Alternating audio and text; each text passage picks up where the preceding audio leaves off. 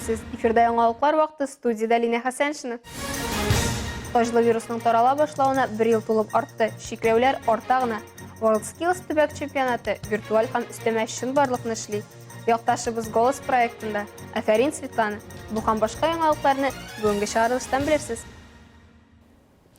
1 елдан артык дөнья яңа коронавирус инфекциясы белән көрәшә. Башта аның хакында бер нәрсә белмәсәк, хәзер мәгълүмат бар. Табиблар аңа каршы көрәшергә, дәваларга өйрәнде. Халык арасында актив вакцинация кампаниясе алып барыла. COVID-19-га кагылышлы агымдагы вазгыять турында алдагы материалда.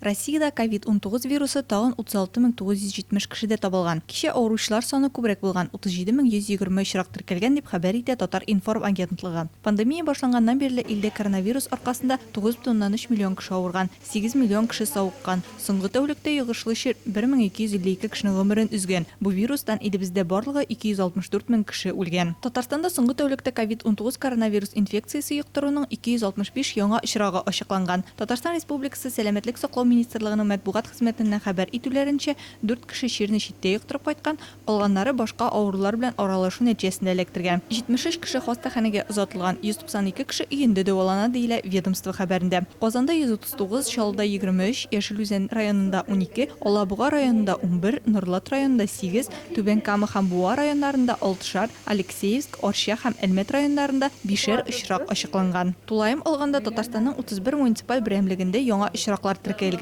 Пандемия башланганнан алып республикада коронавирус инфекциясенең 35531 очрагы расланган, 28393 кеше терелгән. Республикада барлыгы 1915357 кеше коронавируска каршы прививка ясаткан, 1390568 кеше икенче дозаны да алган.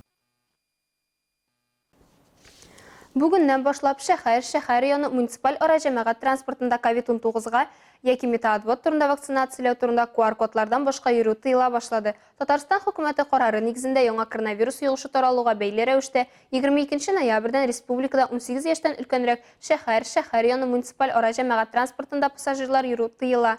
Тыю шул исәптән метрополитенга да кагыла. Җиңел таксилар һәм төбәк ара йөртүләр искәрмә булып тора.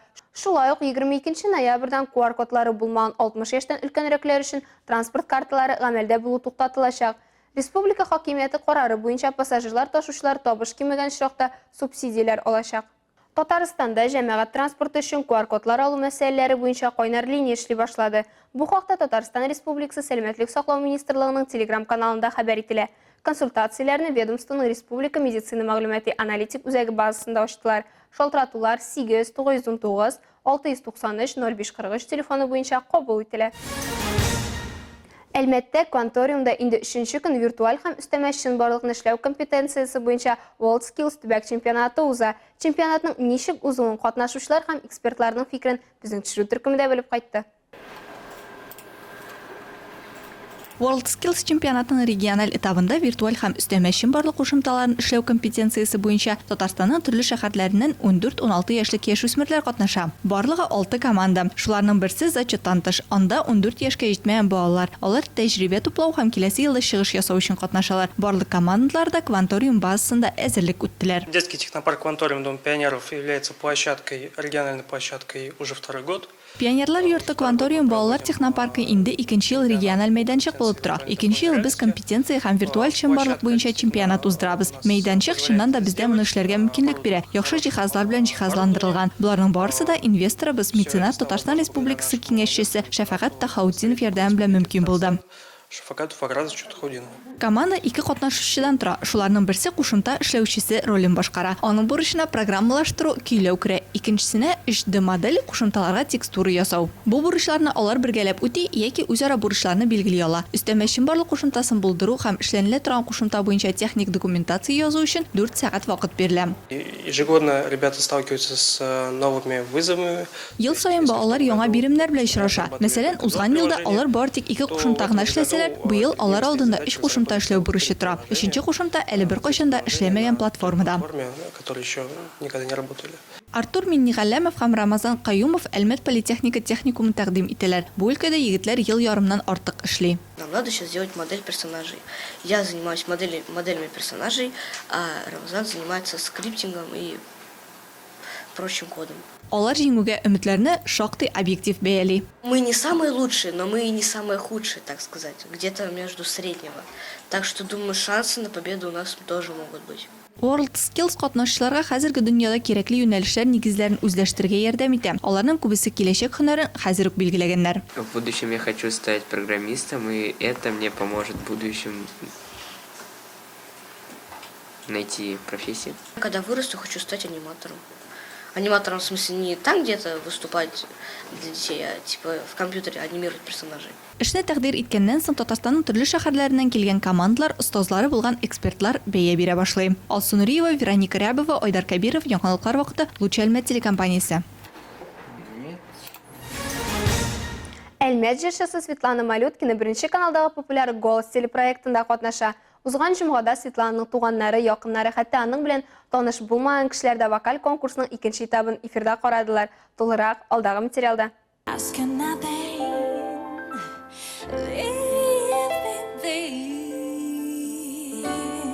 Светлана Малюткина чыгышын беренче каналда күзәтеп тору әлмәтлеләр өчен яңалык түгел. Талантлы кыз КВНда Татнефть җыелма командасы составында уңышлы чыгыш ясады һәм узган ел югары лига чемпионы булды. Сүз уңаеннан Светлана үз тормышын Татнефть системасында эш белән моннан 8 ел элек бәйләгән. Особенно благодарна компании «Татнефть», в которой я горда работать уже 8 лет. Бигрәк тә 8 ел горурланып эшләгән Татнефть компаниясенә рәхмәтле. Беренче чиратта үз хезмәткәрләренең иҗатын хуплаганнары өчен. Компания талантлар фестивале, Татнефть КВН лигасы кебек иҗади конкурсларда, наше время безнең заман кебек конкурста катнаша. Анда талантлар ачыла һәм алар безнең компаниядә чыннан да күп. Мин дә шулай ачылдым. И их в нашей компании действительно много. Раскрылась и я. Киләсе этап «Голос» илнең төп вокал проекты. 12 ноябрьдә беренче этап белән чыгарылыш чыкты. Было четкое осознание того, что вот оно здесь сейчас. Менә хәзер биредә минем хыялымның тормышка ашуын аңлый идем. Һәм минем сәхнәгә чыгып мизгелдән хозурланып, бу хисне зал тамашачы белән бүлешү теләге бар иде. Мин шуны эшләдем дә. Со всем залом, со зрителем, собственно, что я и сделала.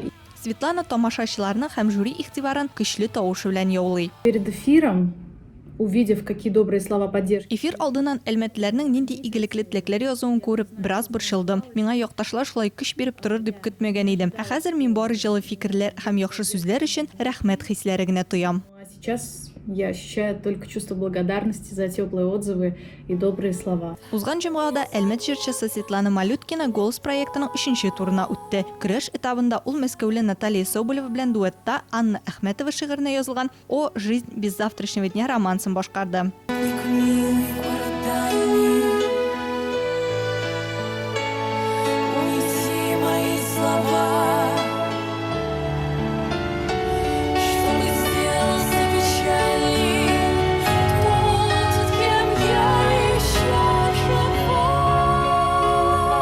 Кызларның остазы Пелагея проектта Светлана кала дигән карарга килә. Хәзер киләсе этапны түземсезлек белән көтеп, Светланага җиңү теләп калабыз. Алсу Нуриева, Яңалыклар вакыты, Луч Әлмәт телекомпаниясе. Ә хәзер кыска вакытлы рекламага бүленәчәкбез. Аның артыннан ук безнең эфирда җомга тапшыруына 30 ел әзерлек финиш сызыгына чыкты. Азнакайда җәлил укулары башланды. Муниципаль хезмәткәрләр арасында спартакиада гөрләп бара. Реклама тиз узачак. Безнең белән калыгыз. Инде хәбәр иткәнебезчә, бу көннәрдә беренче шәһәр телекомпаниясе булган Лучыбызның беренче һәм иң озак яши торган тапшыруы чыга башлаганга 30 ел тула. Тапшыруга нигезне халык шагыйре Габдулла Тукай исемендәге дәүләт премиясе лауреаты Клара Пабулатова сала. Ә менә Саҗидә Сөләйманова, Рафаэль Төхфәтуллин исемендәге премияләр лауреаты шагыйрә Нәфисә Сабирҗанова аны 20 ел элек үз кулына ала һәм бүгенгәчә төбәгебезнең мәдәни хәзинәләрен барлавын дәвам итә. Телекомпанияләр арасында татар телендә чыгып килә торган тапшыруның шул гомер яшәве үзе үк сокландырыч һәм гаҗәпләндерә торган күренеш. Әлбәттә инде бу хакта дәшми калу мөмкин түгел, шуңа күрә бу арада телекомпаниябыз күңелле бәйрәм мәшәкатьләре белән яши. Кайчандыр җомга тапшыруының геройлары булып безнең тугры тамашачыларыбызга әйләнгән кунаклар телекомпаниябызга агыла. Һәрберсенең әйтер сүзләре, җиткерер теләкләре күп. Иң олы көне Аллаһ Тәгаләнең җомга. Җомга көне ул биргән. Ул яраткан аны. Җомга көне мөнәҗәтләр әйтәләр. Җомга көне яши. Аллаһ Тәгалә шәхес күлдән үзе тудырган ул. Үзе тудырган. Mına Allah Teala özü tudurmagan, kişiге oğul bilgen ol. Soylау mümkünlüğü vergen. İmanlılığın soylatsa kişi, imanın soklasa, iplikin soklatsa, millette yaşay, dilde yaşay. Cumhur bizim birden bir en oğul küt. Şu an güne cumhur деп атадық biz onu. Клара апа белән кызыклы әңгәмәне бәйрәм эфирында карый аласыз. Ул 26 ноябрьгә планлаштырылган. Безнең белән бергә булыгыз. Рәдифә Нугманова, Айдар Кабиров, яңалыклар вакыты, Луч Әлмәт телекомпаниясе. Ознакайда республика күләм җәлил укулары бәйгесенең беренче сайлап алу туры булып узды. Бу көнне шәһәрнең балалар иҗаты үзәгендә үз талукларын күрсәтергә берничә дистә шигырь сөюче җыйналды. Теманы Илмир Шәрифуллина дәвам итә. Чылымдағы атлайға ияләшкән күсләр, мин чыламны соклауға, куштым ала песигә, мяу-мяу пескәйеп, балалы син чыламға, майыны сокла күседән, ясынан чыга алма, песик үлгәш күсләр, кыйыклалы кыстылар, ярмәгләр чабышып, ялыклауға пустылар. Муса Җәлил шигырьләрен тыңлаганда татар халкы өчен горурлык тоясың. Алар батырлыгына сокланасың. Бу олысы да, кечесе дә өчен шулай.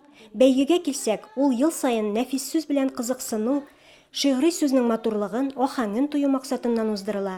Бәйгедә 3 яшьтән олырак булган һәр кеше катнаша ала. Ярышта ел сайын тетрәндергеч вәхшәт, ана күңеле, кызыл ромашкалар, чәчәкләр кебек шигырьләрнең йөзләрчә балалар яттан сөйләп җиңү яулыйлар. Елга күлләрдә күзгә салкыннан күрәмсез, сулар тындылар, чишмәләр тындылар. Илмира Шәрифуллина, Рөстәм Акбаров, яңалыклар вакыты, Луч Әлмәт телекомпаниясе. Дәвам итәбез. 2012 елдан республикабызның муниципаль хезмәткәрләре арасында спартакиада уза. Билгеле сәбәпләр буенча узган ел үткәрелми. 18 ноябрьдән 20 ноябрьгә кадәр муниципаль хезмәткәрләр спартакиадасы кысаларында Әлмәттә мини-футбол буенча ярышлар узды. Футбол манежында узган уеннарны без дә күреп кайттык. Мини-футбол турнирында Әлмәт, Ознакай, Зәй, Түбән Кама, Яшел-Үзән, Бөгелмә, Нурлат, Чистай, Казан, Яршалы, Алабуга командалары катнашты. Алабуга муниципаль районы командасы җирлек башлыклары һәм муниципаль хезмәткәрләреннән тора. Бүген без Казан, Яршалы, Нурлат командалары белән уйнадык. Нурлат командасын җиңдек, ә Шаллы һәм Казанга оттырдык.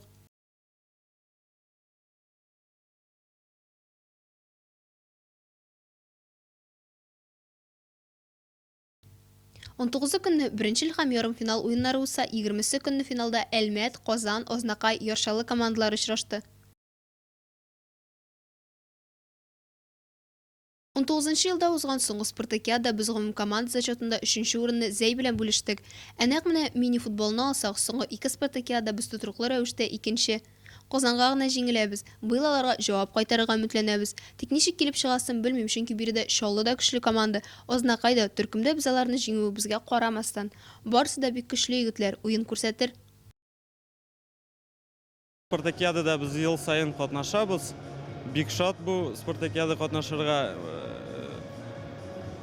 Спорт безнең буш вакытта без спорт белән шөгыльләнәбез. Бүген без уйнадык. Әлмәт командасы белән бик авыр уен булды. 1-0 гына җиңү булды. Кызганнан кыза бара, тиздән җиңүче команда билгеләнәчәк. Беренче, икенче урын өчен Казан белән Яршалы уйнаганда Әлмәт белән Ознакай 3нче урын өчен ярышты. Нәтиҗәдә Әлмәт 4нче, Ознакай 3нче, Яршалы 2нче урында. Башкала командасы җиңүче.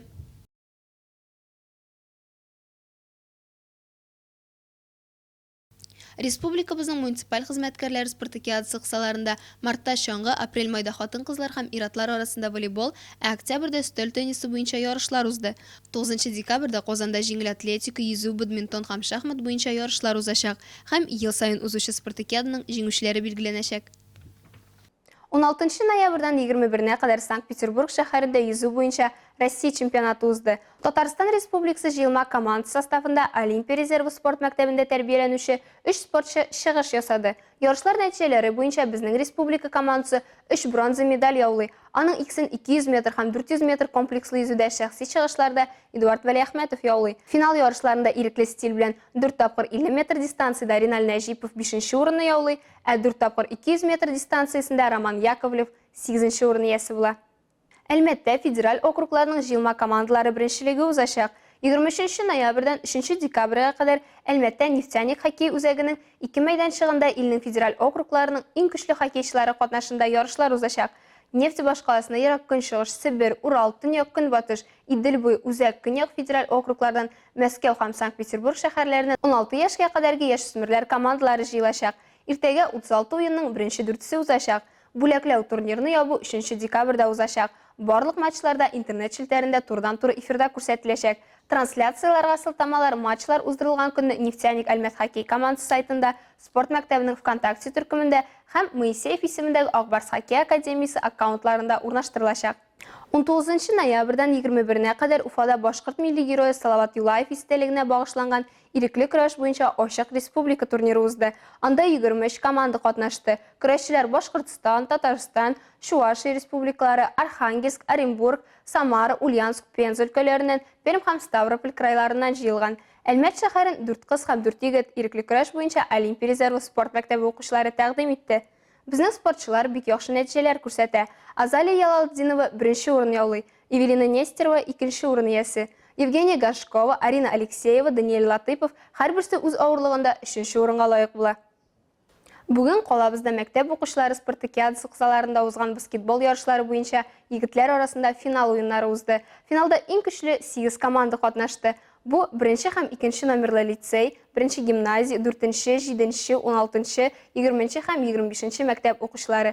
Ярым финалда 4нче һәм 16нче мәктәп егетләре уйный. Икенче лицей белән 7нче мәктәп көч сынаша.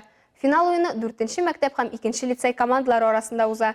Нәтиҗәдә 4нче мәктәп егетләре җиңүчеләр, 2нче урында 2нче лицей, 3нчедә 7нче мәктәп командалары. Исегезгә төшерәбез, муниципаль этап җиңүчесе Әлмәтне Лениногорск шәһәрендә узачак региональ этапта тәкъдим итәчәк. 12-13 ноябрьдә Самарада Кумите һәм Ката Киокусинкай карате буенча ир-атлар һәм хатын-кызлар арасында Россия чемпионаты узды. Анда Үзәк һәм Идел буе федераль округларыннан, Новосибирск һәм Оренбург өлкәсеннән, Краснодар, Алтай, Приморье крайларыннан, Хакасия, Коми, Татарстан республикаларыннан, Мәскәү һәм Санкт-Петербургтан 119 көрәшче катнашты. Карате йортына нигез салынганнан бирле әлеге көнчыгыш спортын үз итүче Әлмәтләр Татнефть компаниясының ярдәмен тоеп яши.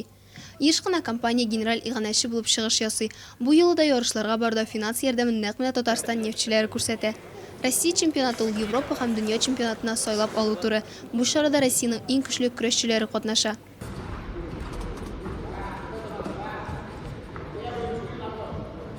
Карате йорты командасын тәкъдим иткән Андрей Токарев һәм Рената Ибрахимова чыгышлар объектив һәм субъектив сәбәпләр аркасында уңышлы булмый. Шулай да көрәшчеләр өметләрен өзми, җиңелү алга таба ныграк әзерләнеп, сынатмас өчен яхшы тәргеш диялар.